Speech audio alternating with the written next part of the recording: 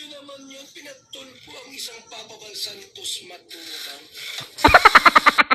Malaking hidwaan sa pagitan ni Kuya Val at Dr. Love ang muling sumiklab. Nagsimula ang lahat matapos lumabas ang impormasyon na gusto umano ni Dr. Love na ipaabot kay Tulfo ang ilang isyu na may kinalaman di umano sa Kalen Gap. Pero syempre kung gusto mo ng ganitong mga content ay huwag mahihiyang pindutin ang subscribe button para updated ka pa sa mga susunod pa nating video mga idol. Ayon sa mga usap-usapan online, hindi lamang simpleng reklamo ang nais ipaabot ni Dr. Love kundi tila seryoso umano siyang ay lahad ang kanyang panig sa mas malaking publiko. Lalong naging maugong ang isyu ng may mga netizens na nagsabing nakita raw si Dr. Love na nagtungo sa tanggapan di umano ni Tulfo. Agad itong pinag-usapan online at mabilis na nag-trending sa iba't ibang social media platforms. Maraming supporters ang nagtaka kung ano talaga ang tunay na pakay ni Dr. Love at bakit tila umabot sa puntong kailangan pa nitong humingi ng tulong o maglabas ng saloobin sa isang programang kilalang tumatalakay sa mga kontrobersyal na usapin. Ayon pa sa mga malalapit umano sa kampo ni Kuya Val, hindi raw nito alam ang plano ni Dr. Love. Kaya naman nang makarating sa kanya ang balita, labis umano ang kanyang pagkadismaya at pagkabigla. Para kay Kuya Val, tila malaking sampal sa kanilang samahan ang ginawang hakbang ni Dr. Love lalo na kung totoo ngang hindi man lamang ito dumaan sa pribadong pag-uusap bago umabot sa publiko ang usapin. Sa gitna ng emosyon at init ng isyo, isang mabigat na salita ang binitiwan umano ni Kuya Val laban kay Dr. Love, traidor. Doktor, mangipin ka? Traitor ka mangipin. Traitor ka mangipin. Nagpunta ka kay Rapid Tulfo in Action, di ka malabang nag-chat sa akin. Maraming supporters ng Kalen Gap ang nalungkot sa mga pangyayari. Ang ilan ay nagsasabing sana raw ay naayos pa ito sa pribadong paraan at hindi na humantong sa mas malaking eskandalo.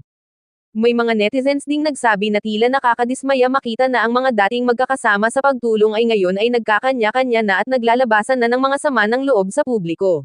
May ilan ding nagsasabing baka matagal na umanong may dinadala itong sama ng loob kaya nauwi sa ganitong sitwasyon.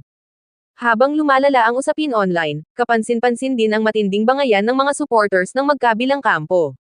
Sa comment sections ng iba't ibang posts at videos, makikita ang sari-saring opinyon, akusasyon, at pagtatanggol ng mga tao sa kanilang sinusuportahan. May mga naniniwalang nagtaksil si Dr. Love sa Kalen Gap habang ang iba na may naniniwalang baka mayroon lamang itong gustong ipaglaban o ilabas na katotohanan. May ilan ding netizens na nagsasabing sana raw ay huwag nang lumaki pa ang isyo dahil parehong kilala ang dalawang personalidad at maraming tao ang naaapektuhan sa kanilang alitan. Ay, salamat sa pagkulay. Bubbles! Pinatulpo ako, Bubbles. Ang founder at tumulong sa kay Biancy ay pinatulpo.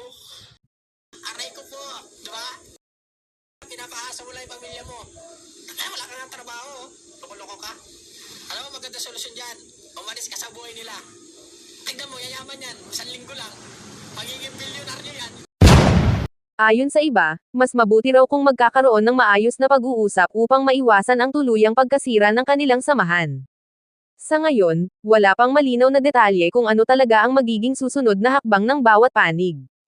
Patuloy pa ring naghihintay ang publiko kung magsasalita pa ba ng direkta si Dr. Love tungkol sa tunay na dahilan ng kanyang pagpunta di umano sa tanggapan ni Tulfo, at kung magkakaroon pa ba ng pagkakataon na maayos ang gusot sa pagitan nila ni Kuya Val.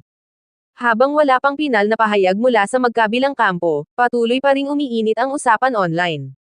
Isa lang ang malinaw, maraming tao ang nasorpresa, nalungkot, at nagulat sa biglaang paglala ng hidwaan sa pagitan ni Kuya Val at Dr. Love. At habang tumatagal, lalong dumarami ang gustong makaalam kung ano nga ba ang buong katotohanan sa likod ng kontrobersyang ito.